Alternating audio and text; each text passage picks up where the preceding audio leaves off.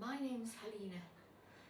I'm a professional vocal coach, and I've come along today to talk about the Dartboard Theory.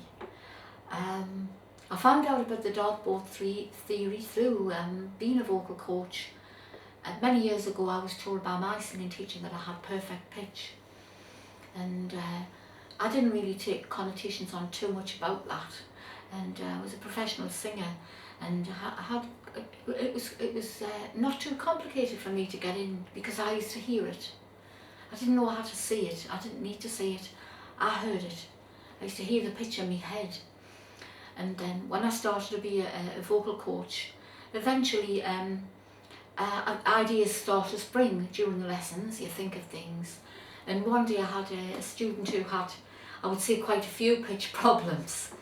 And I saw a dartboard, a vision of a dartboard, and I asked him to aim for the bullseye, and he couldn't aim for the bullseye. He couldn't do it, and he used to hit the edges, was what you would call the triples, which is further away, and quite often he used to go off the dartboard, totally off pitch. And he said that the former teacher had said it had been difficult as well. So I worked with him really, really hard. In the end, it helped him greatly to get into pitch.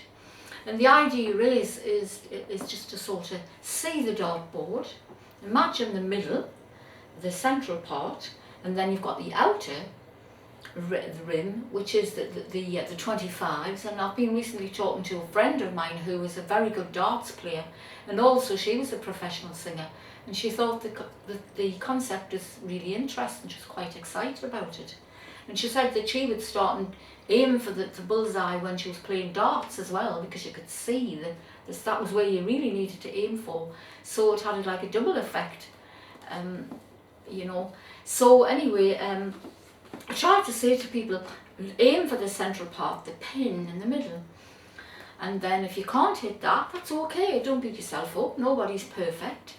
You know, aim for the nearest part. So people hit the triples, and then they might hit the doubles. And occasionally they go off the dartboard. The new beginners, they quite often go off pitch. But after a certain amount of lessons, the students start and hit the bullseye more and more often. And then they get a sense of accomplishment because they've done the note properly. And I always say that nobody's perfect. You know, do the best that you can. Don't beat yourself up. Aim for the bullseye. If you can't hit the bullseye, try and hit the ring outside. If you can't, go for the doubles, go for the triples, you know. And then most people actually do eventually manage to hit the bullseye. And professional singers, recording artists, they're doing that all the time, but they don't know they're hitting the bullseye because they don't know about that concept.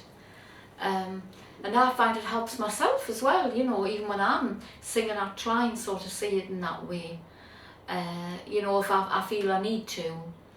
But, you know, some people work better visual and, or, you know, by hearing orally. It's a double help, really. It's like you've got more to help you along the road, and I'm sure other vocal coaches have their other visionary things. And yes, it's great fun to work with. Great. Thanks, Helena. Hi everyone. If you enjoyed watching that clip about the Dartboard Theory, my name is Helena Davison. I'm a contemporary vocal coach, and I also work for Vocaltutor, which is the largest company in the United Kingdom for singing vocal coaches. Thank you.